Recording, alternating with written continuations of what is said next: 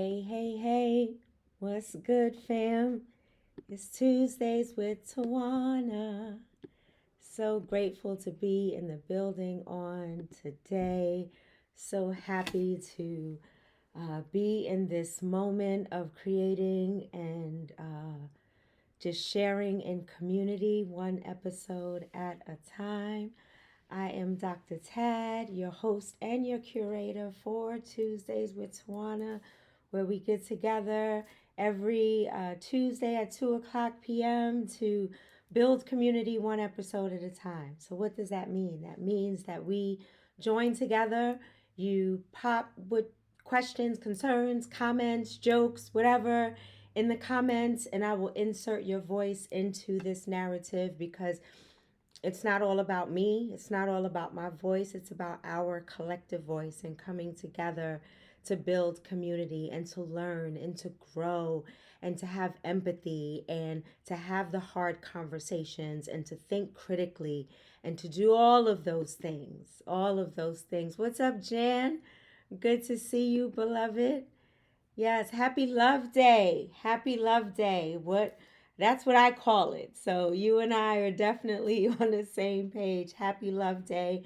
And it is officially Valentine's Day, but we'll save that for the end of the episode to end on a loving note for community. So if you are here for the first time or listening for the first time, uh, we when you watch live, we're able to insert your voice into the narrative. When you watch later, either this recording or on various podcast platforms, including Apple and Spotify and Anchor and a whole bunch of other podcast platforms, you can comment. I share it on LinkedIn. I share it on uh, TikTok. I share it on Instagram. So sometimes my posts are a little late because that is a lot of work for me. What's up, my beautiful niece? Good to see you. Shout out to the Tamika Campbell, who got a shout out from Michael Collier on the Breakfast Club about her EP work on his podcast. We are so proud of you. I love you too, beloved. So glad you are here.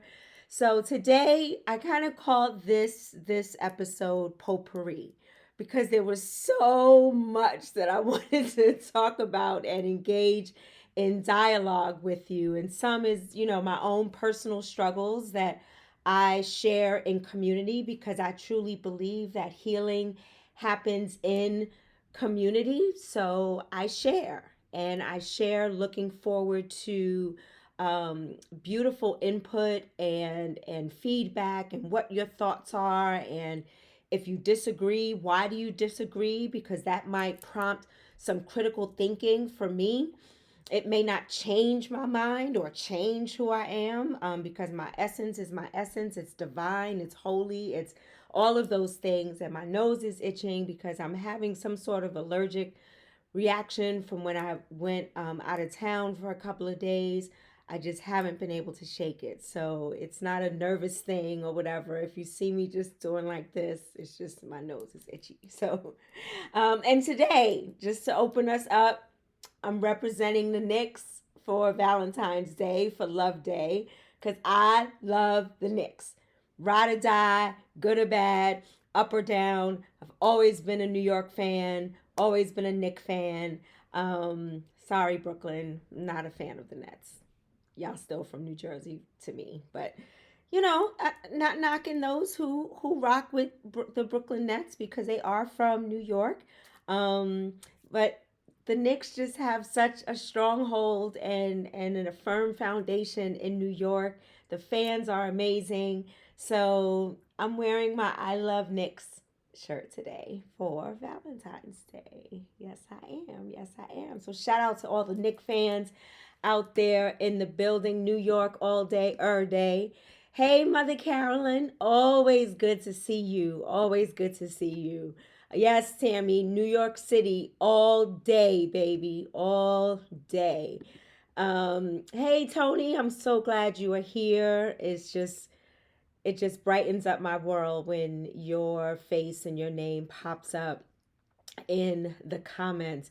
So many of you know that I am a sports fan. I will pretty much watch any sport. Hey brother, I see you. I see you on here representing the Knicks today, brother. Um, so I'm a sports fan, and if you're a historian or you love history, you will know that many of the sports. Thank you, brother. Same to you. Same to you. Happy Valentine's Day. Um, Many of the sports used to be all white and all white men, and now years later, we are in 2023, and we're still talking about the first two black quarterbacks to play in a Super Bowl.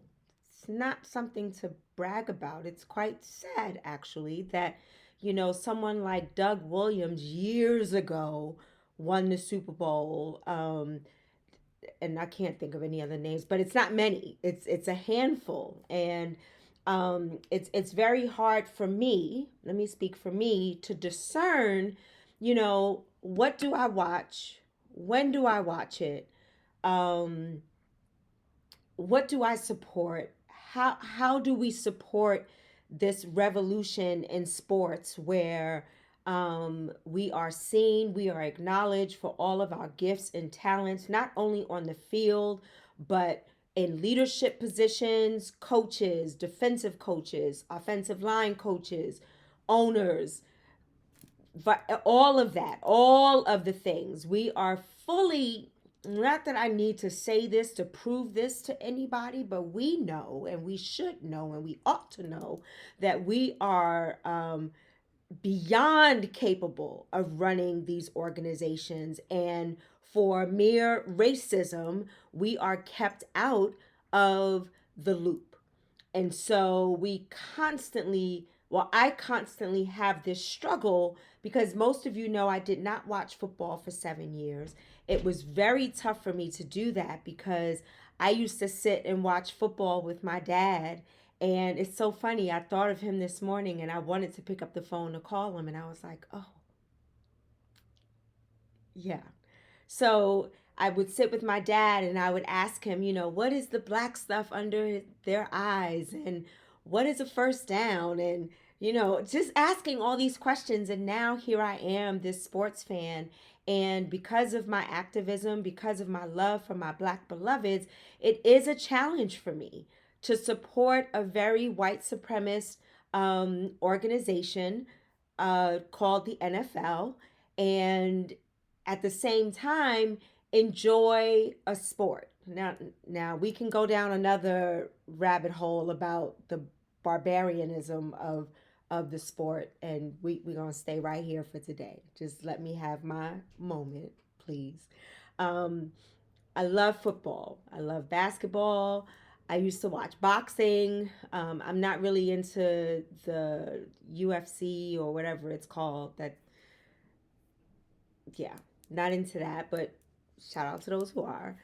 So I used to watch boxing. I watch baseball. I usually only watch it during the playoffs because I'm not that big of a baseball fan. But anyway, so how do we then balance this activism and still living in America with this double consciousness with these sports that we have been introduced to? And we not only have been introduced to them, but it's also become a part of our nomenclature. It's become a part of, American culture, even though football is the real football when we talk about soccer, but that's another conversation.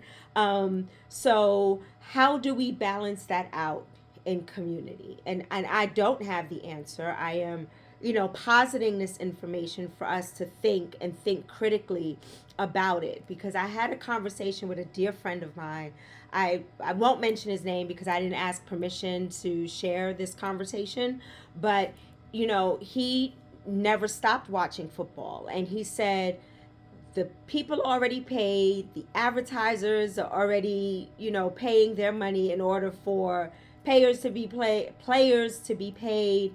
People are still attending unless we come together as a strong group in protest of erasing, ignoring, silencing the beauty and the talent of our Black beloveds who play sports, both men and women, and non binary and transgender. We will continue to go down this line of supporting white supremacy. And I own that. I own that. And at the same time, I watched one of the best Super Bowls that I've seen in a very long time. In a very long time. And it was just between the halftime show. Yeah. Let's see what Tammy has to say, because I only have 30 minutes and I can't stay on this football thing for the whole time. Not for nothing, I've sat in on NFL diversity meetings and they are recognizing their issues and are slowly yet meaningfully making changes slowly. And thank you for that, Tamika, because I do see now when you're doing work, I remember telling my team, and I call them my team in a loving way because they are my team, Soul to Soul Sisters leadership team. You rock. So it's an honor to call them my team. And I told them that I'm not the type to micromanage, because the fruits of the labor will be seen. So I'm not going to be involved in everything and know everything and know every I that's dotted and T that's crossed. But at the end, or towards, I get updates, periodically. But at the end, your fruits of your labor will show. So when we have more Black owners, Melody Hobson is part owner. We have women who are presidents of organizations, and just the list goes on. I wish I had the list of names, and I'll get that maybe for next week, or maybe for Women's History Month, when we shouting out all the beautiful Black beloveds who are in leadership positions. So you'll see the fruits of the labor when the work is done meaningfully, and change takes time. Mother Carolyn said to me about something different, but this is not a sprint, it's a marathon, because it took a marathon to get here, and unfortunately we're still dealing with layers of trauma and things that trigger us, and things that may not necessarily work for our agenda, things that were created without us, things that are being said that are false.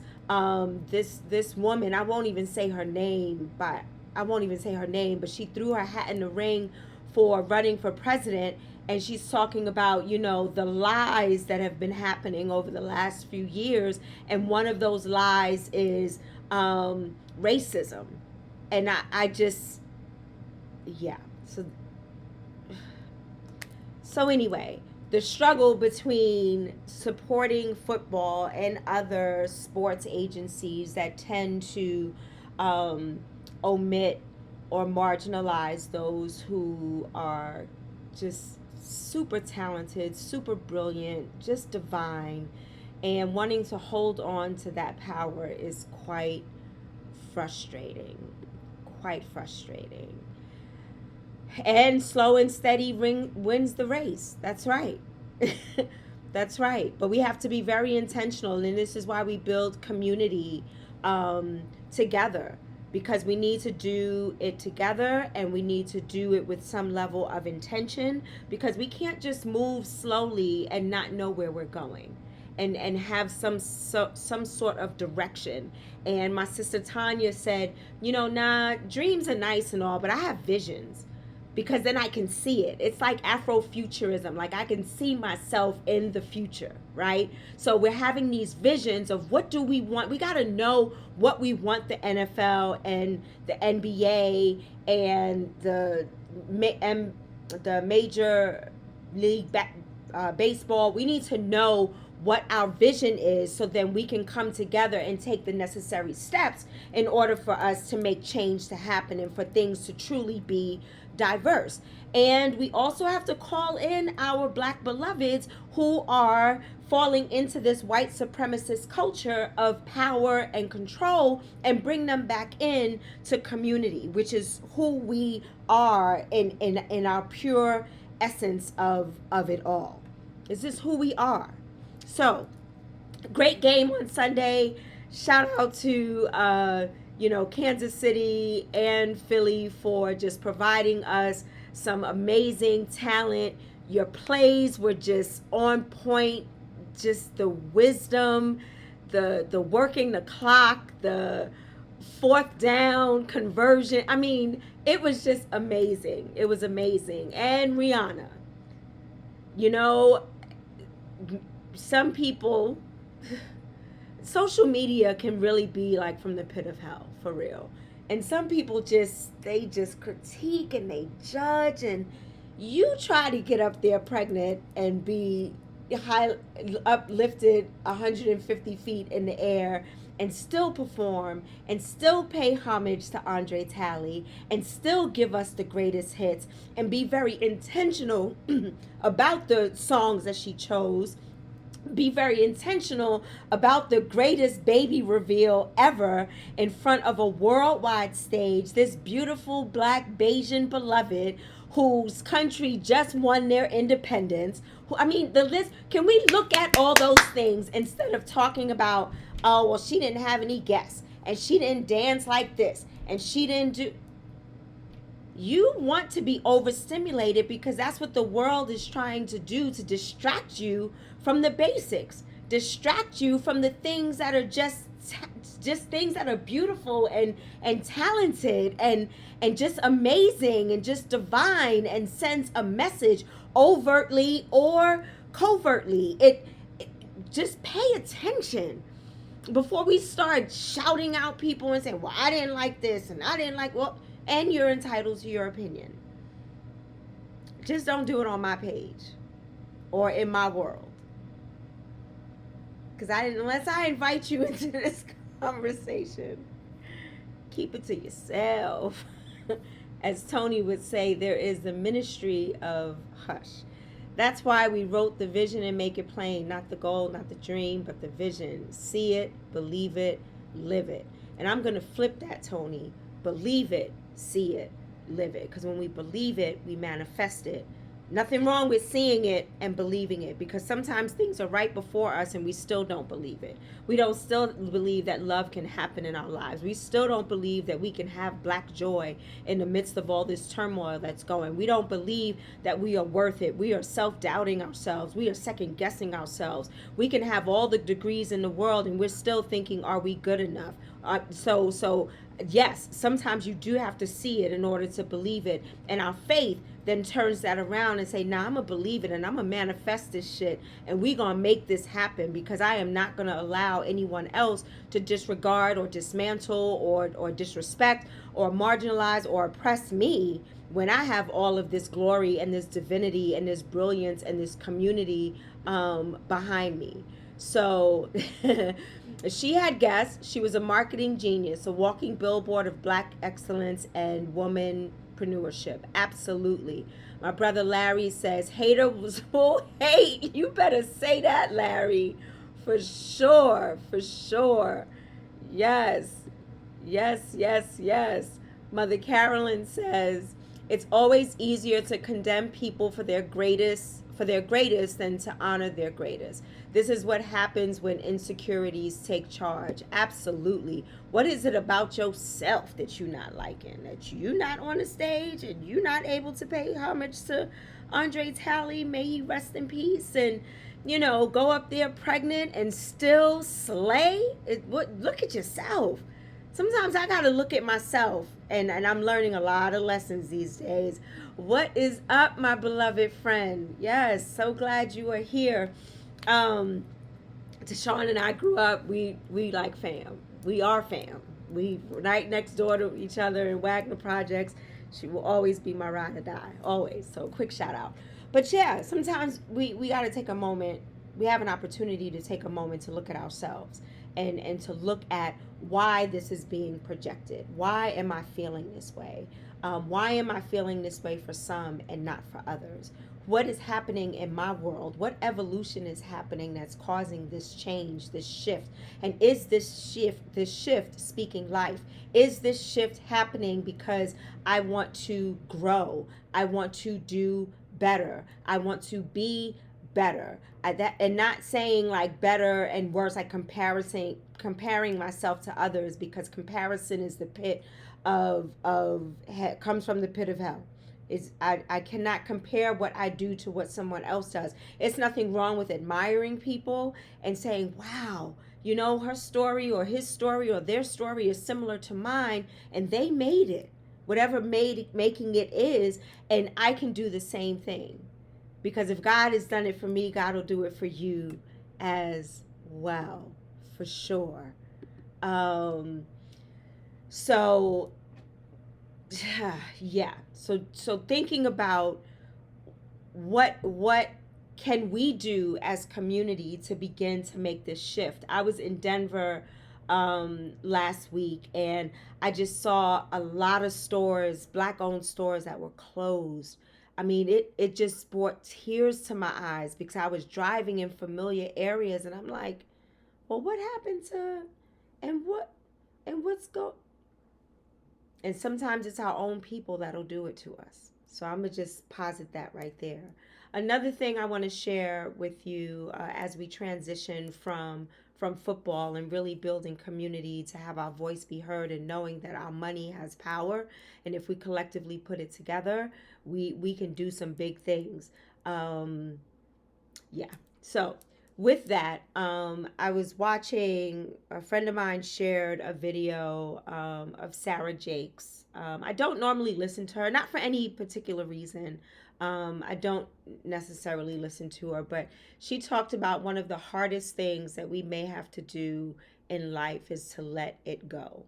And sometimes we're holding on to something so tight that if we don't let it go and let it fly and let it be and let it manifest, we are stifling, we are stopping, we are hindering that thing or that person or that situation from growing, from learning from the process. Like if you and some things you got to hold on to just a little while or just long enough until they are ready, and then let them go so that they can fly, like the caterpillar to a butterfly.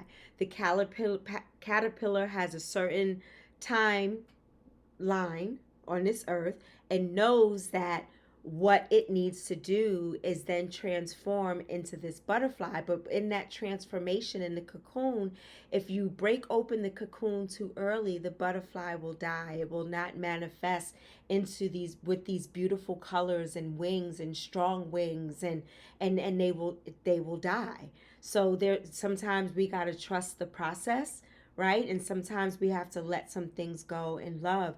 When I was in Denver, I was there for the funeral for my beloved Shiro, Reese.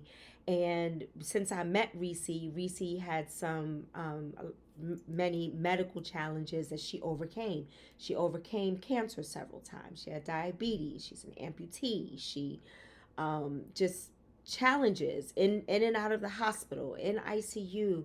But through it all, she put God first, stayed in prayer, had this beautiful laugh and this amazing smile. If you go through my timeline, you'll see that I posted her program, just not only her aesthetics, but her inner heart. She was just amazing and beautiful. And in that moment of attending the funeral, I had to learn in that moment that it was time to let her go so that she can be present for us in a grander way, in a different way. I couldn't hold on to that physical that no longer had life. I had to let it go and then look forward to what's to come. Holding on to her beautiful spirit in my heart, or her jokes, or her asking me to sing on her voicemail so she can always play this particular song that she loved when she was having moments, or she was very forgiving and just very loving. And I'm just, yeah, I, yeah, she's great talking about Sarah Jake's story. Long winded, but great nonetheless. Yeah, she, that one line just really helped me, and it hit home for me very deeply about letting some things go, including my own stuff, right? My own stuff that I'm learning about myself, when just when I thought I learned it all, it's just so much more to learn about me and how I show up in the world, and how I um, receive messages and receive words from others, or receive energy from others, and just learning about myself and my level of discernment, and what does that look like, feel like, smell like, sound like. So what I offer you today is to really, reflection and meditation is just such a beautiful thing. Even if it's 5 minutes, if it's 10 minutes, if it's in silence, if it's with some sort of music, or bowl, just whatever it is, and wherever you are, excuse me, taking that moment to just sit in the moment, and feel your body, and to love yourself. Today is Valentine's Day, and we get into you know, the capitalism of it. And today, I'm not even going there. I am talking about love. How love saved my life.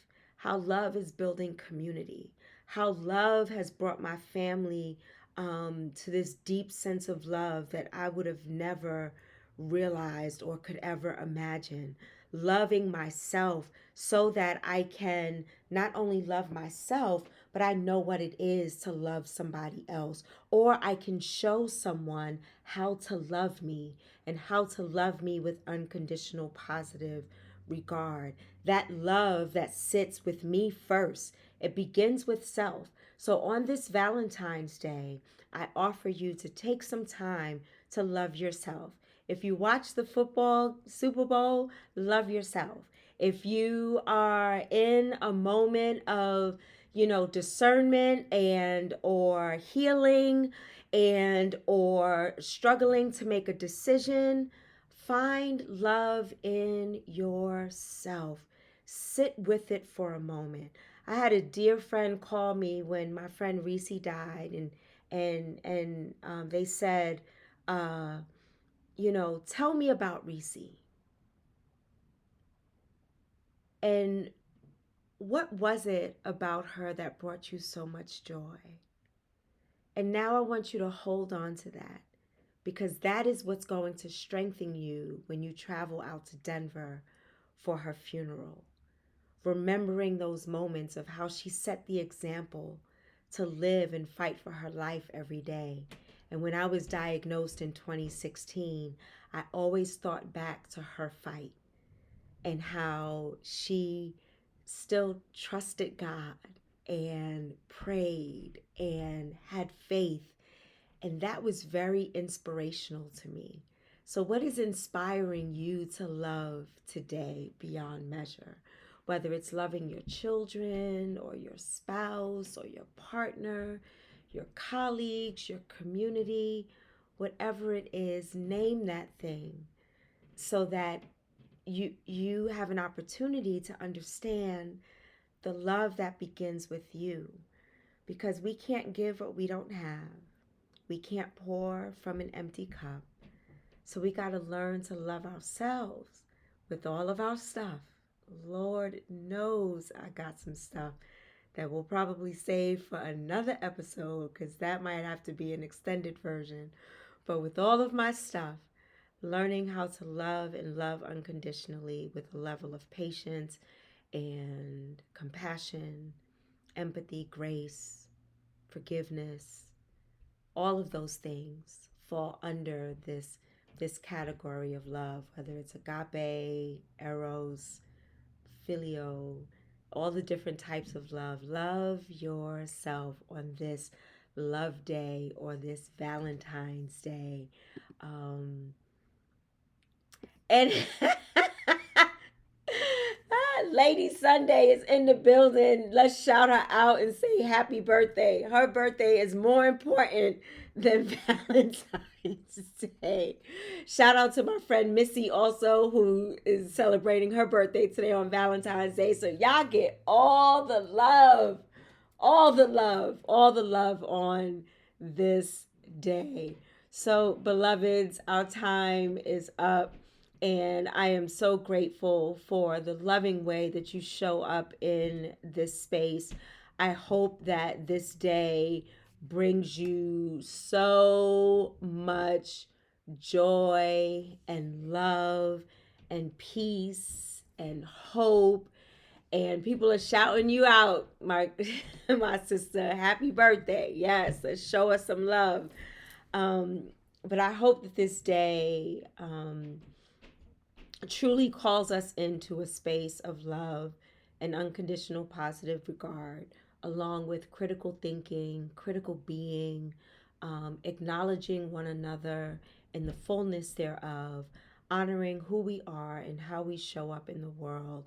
Whether we like it or dislike it, we can come together, and we probably have more alike in common than we do differences, except for those. And my friend Hashim Coates, he does a good morning post. He'll say good morning except for the racist, or good morning except for those who always want to pick a fight with him. So I am here. I'm like, I know we have more in common than we do. We have more alike than we do, like, what we don't have alike, but there are just some that is an exception to the rule, including this woman that threw her hat in the ring for president. Tim Scott is about to throw his hat in the ring. I just can't take it. Help me to find. Help me. This is where I need help, beloveds.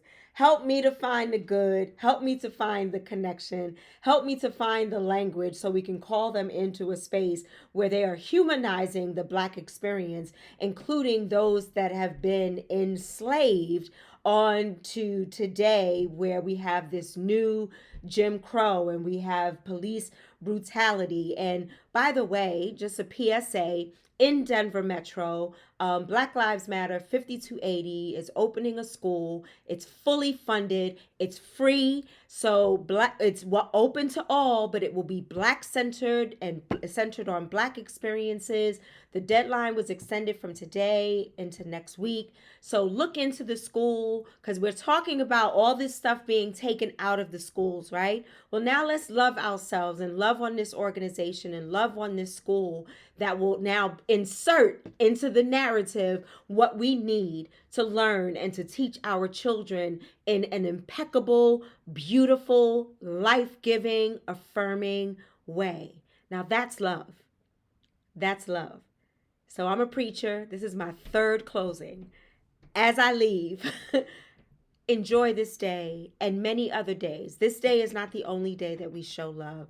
We should show love every single day, starting with ourselves and loving our beloveds and loving everyone through what it is that they're going through, what I'm going through.